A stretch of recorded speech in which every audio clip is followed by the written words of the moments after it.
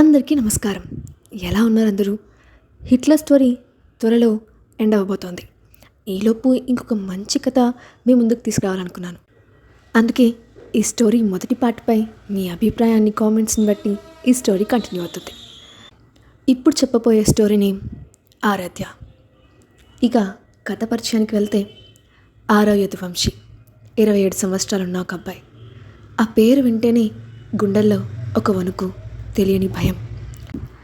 అత్యంత శక్తివంతమైన తిరుగులేని వ్యాపార సామ్రాజ్యాలలో యదువంశి కుటుంబం ఒకటి.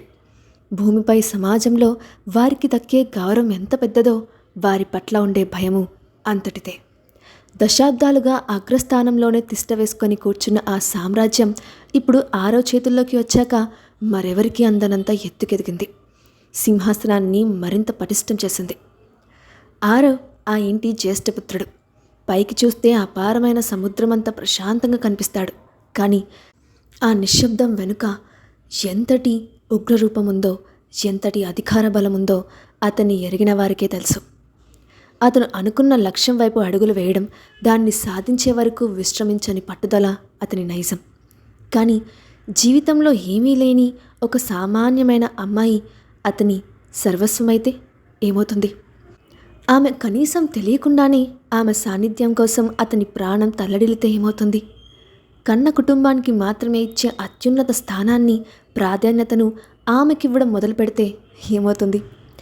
ఏనాడు ఏ స్త్రీ స్పర్శను ఇష్టపడని ఆ కఠిన హృదయుడు ఆమె ఒక్క చిన్న స్పర్శ కోసం పరితపించిపోతే ఏమవుతుంది? ఈ ప్రశ్నలన్నిటికీ సమాధానం ముందు ముందు స్టోరీలో అర్థమవుతుంది. ఇక యదువంశి కుటుంబ సభ్యులు: అభయ యదువంశి 6వ తండ్రి గారు, సియా 6వ తల్లిగారు, గీతాంజలి 6వ మేనత్త, అండ్ జైసింగ్ 6వ మేనత్త కొడుకు. ఇంకా చాలామంది ఉన్నారు, స్టోరీలో మీకే తెలుస్తుంది. ఆరాధ్య మన స్టోరీకి హీరోయిన్. వయసు 23 సంవత్సరాలు. ఆరాధ్య బన్సల్ పూర్తి పేరు. అపారమైన ఐశ్వర్యమున్న కుటుంబంలో పుట్టినప్పటికీ నిగర్వి, అమాయకురాలు, అంతే సుగుణవతి. నిత్యం కంటికి పాపలా 4 గోడల మధ్య పెరగడం వల్ల వెలుపలి ప్రపంచపు కపటత్వం ఆమెకు తెలియదు. లోకం పోకడ అస్సలు తెలియని అమాయకత్వం, ప్రశాంతత, సిగ్గు ఆమె సొంతం. సమాజంలో చురుగ్గా తిరిగే ఆమె అక్కతో పోలిస్తే ఆరాధ్య పూర్తిగా భిన్నం. ఆమె తల్లిదండ్రులు పాతకాలపు పద్ధతులను, కట్టుబాట్లను గట్టిగా నమ్మే మనస్తత్వం ఉన్నవారు. అందుకే తమ కూతుళ్లను బయటి ప్రపంచంలోకి ఎక్కువగా రానివ్వకుండా ఇంటికే పరిమితం చేశారు. తనకంటూ ఒక హక్కు ఉంటుందని, దాన్ని సాధించుకోవడానికి ఎదిరించి పోరాడాలన్న స్పృహ కూడా ఆరాధ్యకు లేదు. తల్లిదండ్రులు గీసిన గీటు దాటకుండా, వారు చెప్పిన మాటకు ఎదురు రాకుండా బ్రతకడమే ఆమెకు తెలుసు. కానీ ఊహించని విధంగా ఆమె జీవితం ఒక మలుపు తిరిగినప్పుడు ఆ ప్రవాహంలో ఆమె బ్రతుకు చిత్రం ఎలా మారిపోనుంది? ఆరాధ్య కుటుంబ సభ్యులు: వికాస్, స్నేహ ఆమె తల్లిదండ్రులు, నిషా ఆరాధ్యకు అక్క. ఇక స్టోరీలోకి వెళ్తే, నిషా త్వరగా కానివ్వరా, పెళ్లి కొడుకు వాళ్ళు ఆల్రెడీ వచ్చేశారు. తన పెద్ద కూతురు రూమ్ తలుపు తడుతూ టెన్షన్గా అంది స్నేహ. అంతలోనే కింద నుండి ఆరాధ్య గట్టిగా వచ్చింది. మమ్మీ, కింద అందరూ వెయిట్ చేస్తున్నారు, త్వరగా రండి. నువ్వు అర్జెంట్గా వెళ్ళి నాన్నని ఇక్కడికి పిలుచుకురా అంటూ ఆరాధ్యని పంపించింది స్నేహ. ఆరాధ్య కూడా అంతే ఫాస్ట్గా నాన్నని వెతకడానికి పరిగెత్తింది. ఏమైంది? అసలు నిషా ఎక్కడా? అక్కడ అందరూ తన కోసమే చూస్తున్నారు. భార్య దగ్గరికి వస్తూ అడిగాడు వికాస్. కానీ స్నేహ ముఖంలో కనిపిస్తున్న ఆ కంగారు చూశాక అక్కడ ఏదో పెద్ద తేడా జరిగిందని అతనికి అర్థమైపోయింది. ఇక లేట్ చేయకుండా వెంటనే నిషా రూమ్ స్పేర్కి తీసుకొని తలుపు ఓపెన్ చేశాడు. అసలు నిషా ఎక్కడికి వెళ్ళింది?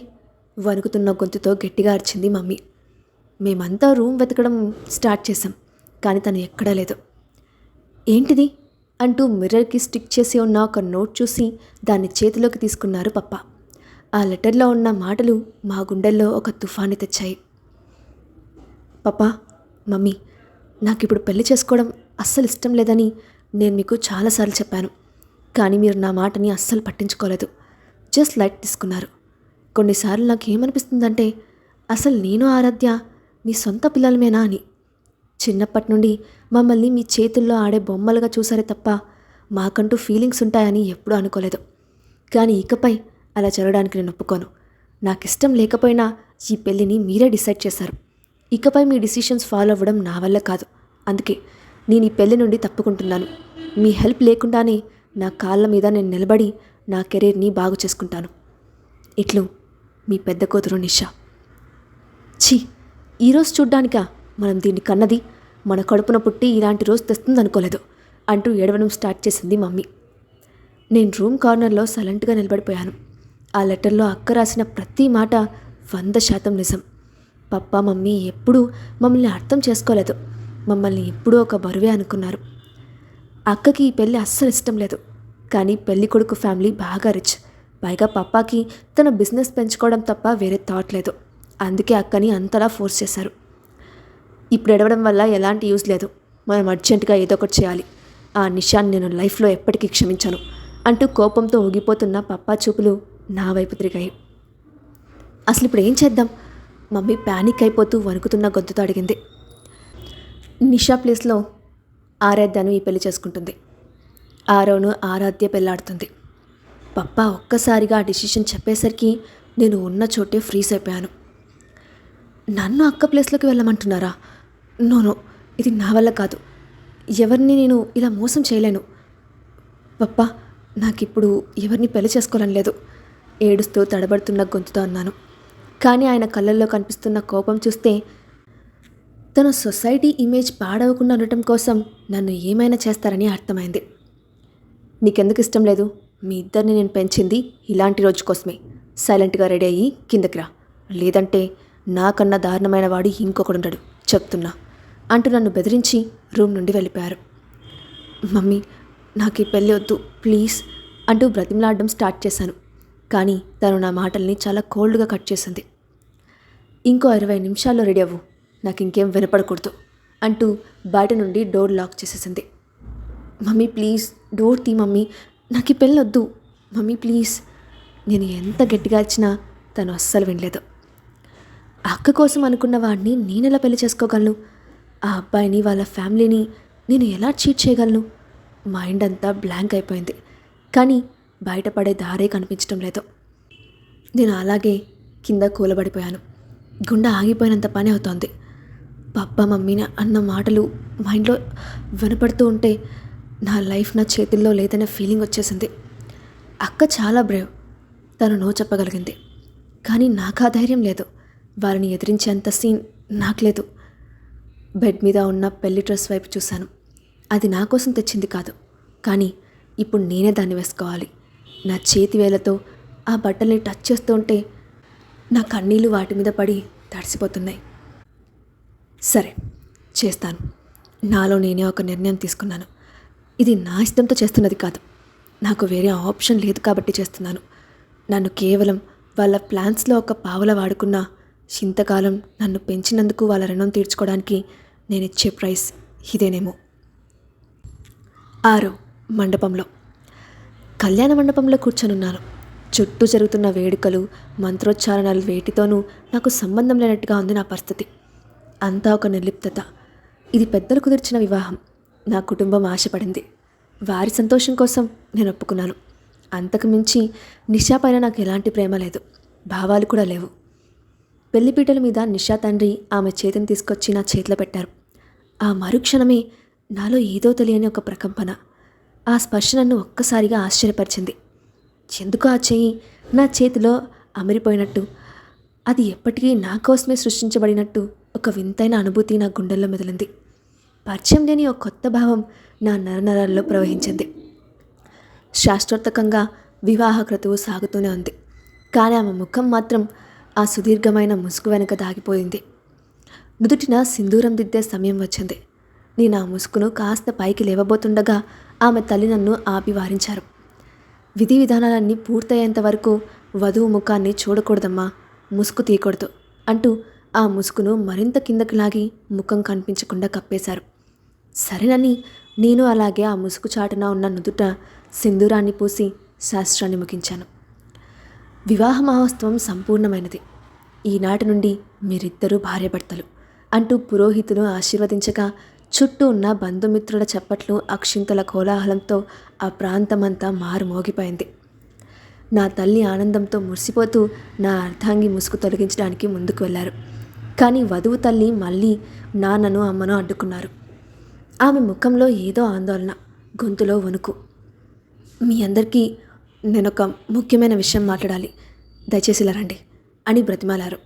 దాంతో మేమంతా కేవలం మా ముఖ్య కుటుంబ సభ్యులు మాత్రమే ఉన్న ఒక ప్రైవేట్ గదిలోకి వెళ్ళాం. గదిలోకి రాగానే ఆమె తల్లి ఎంతో తడబడుతూ గొంతు నొక్కుకుంటూ ఆ నిజాన్ని బయటపెట్టారు. పెళ్లి ముహూర్తానికి ముందే నిషా ఇల్లు వదిలి పారిపోయింది. ఆ మాట వినగానే మా అమ్మ నాన్నలు ఒక్కసారిగా నివ్వెరపోయారు. ఏమంటున్నారు, పారిపోయిందా అంటూ ఇద్దరూ ఒకే స్వరంతో గర్జించారు. నిషా లేకపోతే మరి నిషా స్థానంలో కూర్చొని ఆరవను పెళ్లాడిందెవరు అంటూ నా పినతల్లి ఆశ్చర్యంతో వధువు ముసుగును ఒక్కసారిగా పైకి లేపారు. ముసుగు తొలగింది. అక్కడ ఉన్న రూపం చూసి మా అమ్మ నోటన మాట రాలేదు. ఆరాధ్య, నువ్వా అంటూ దిగ్భ్రాంతితో అరిచారు. నిషా తను ప్రేమించిన వాడితో వెళ్ళిపోవడానికి ఇల్లు వదిలి పారిపోయిందని, ఆ క్షణంలో ఏం చేయాలో పాలుపోక ఈ నిర్ణయం తీసుకోవాల్సి వచ్చిందని ఆరాధ్య తల్లిదండ్రులు దీనంగా వివరించసాగారు. కానీ ఆరాధ్య మాత్రం నిశ్శబ్దంగా శిలాప్రతిమలా నిలబడి ఉంది. ఆమె కళ్ళ నుండి కన్నీళ్లు నది ప్రవాహంలా బుగ్గలపై నుండి కారిపోతున్నాయి. ఆ కన్నీటి వెనుక ఎంతటి వేదన ఉందో ఆ నిశ్శబ్దమే చెప్తోంది. ఈ విషయం మాకు ముందే చెప్పాల్సింది, కనీసం మేమైనా ఈ పెళ్ళిని ఆపేవాళ్ళం కదా. నాన్న ఆగ్రహంతో ఊగిపోతున్నారు. నాన్న మాటలకు ఆరాధ్య తండ్రి చేతులు జోడించి కన్నీళ్లతో వేడుకున్నారు. ఒక్క క్షణం ఆలోచించండి. ఒకవేళ ఈ పెళ్ళి అక్కడికక్కడే ఆగిపోయి ఉంటే సమాజంలో మన 2 కుటుంబాల పరువు ప్రతిష్టలు మట్టిపాలైపోయేవి. ఆ ఘోరం జరగకూడదనే మాకు తోచిన ఈ దారిని ఎంచుకున్నాం. ఆ కుటుంబ గౌరవాన్ని కాపాడడానికే ఈ తప్పు చేయాల్సి వచ్చింది. దయచేసి మమ్మల్ని క్షమించండి. నాలో రేగుతున్న భావోద్వేగాల తుఫాన్ను అణిచిపెట్టుకోవడానికి ప్రయత్నిస్తూ అక్కడ నిలబడ్డాను. నా చూపులు ఆరాధ్య వైపు తిరిగాయి. ఆమె తల వంచుకొని భయంతో వణికిపోతోంది. కళ్ళ నుండి కన్నీళ్లు అరవిల్లంగా కారుతున్నా ఆమె నోట ఒక్క మాట కూడా రావడం లేదు. అసలు ఆమె మాట్లాడాల్సిన అవసరం కూడా లేదు. ఆ నిశ్శబ్దమే ఆమె గుండెల్లోని భయాన్ని, నిస్సహాయతను వేల శబ్దాల్లో వినిపిస్తోంది. కానీ ఆ భయం కానీ, ఆమె కన్నీళ్లు కానీ, ఆమెను కానీ, ఆమె కుటుంబాన్ని కానీ నా నుండి రక్షించలేవు. యదువంశీయుల గౌరవంతో ఆడుకొని అంత సులభంగా తప్పించుకోవచ్చని అనుకున్నారా? నా గొంతు కత్తిలా పదునుగా కఠినంగా మారింది. నేను ఆమె తండ్రి వైపు ఒక అడుగు ముందుకు వేయగానే ఆయన భయంతో ఒక్కసారిగా వెనక్కి తగ్గారు. ఇది కేవలం నమ్మక ద్రోహం మాత్రమే కాదు, మా వంశానికి జరిగిన ఘోర అవమానం. మీరేం చేశారో కనీసం ఆ స్పృహ అయినా ఉందా మీకు? నా గొంతులోని ఆక్రోశం, క్రోధం మరింత శృతిమించాయి. ఆరో యదువంశీ ఎప్పటికీ ద్రోహాన్ని క్షమించడు. ముఖ్యంగా తన కుటుంబ గౌరవానికి మచ్చ తెచ్చే నమ్మక ద్రోహాన్ని అస్సలు సహించడు. నేను ఆరాధ్య వైపు తిరిగాను. ఆమె ఎంతో చిన్నదిగా, సుకుమారంగా, నిస్సహాయంగా కనిపిస్తోంది. తనకొస్తున్న తుఫాన్ నుండి తను ఆత్మరక్షణ చేసుకోవాలనుకున్నట్టు తన చీర కొంగును చేతులతో గట్టిగా పట్టుకొని నలుపుతోంది. ఇక నువ్వు. నేను కాసేపు ఆగాను. నా గొంతు మంచులా చల్లబడింది. ఈ పెళ్ళి నీ కోసం జరిగింది కాదని తెలిసి కూడా నువ్వు ఈ బంధంలోకి అడుగుపెట్టావు. నీకు వేరే దారి లేకనే ఈ నిర్ణయం తీసుకున్నావని నువ్వు అనుకోవచ్చు.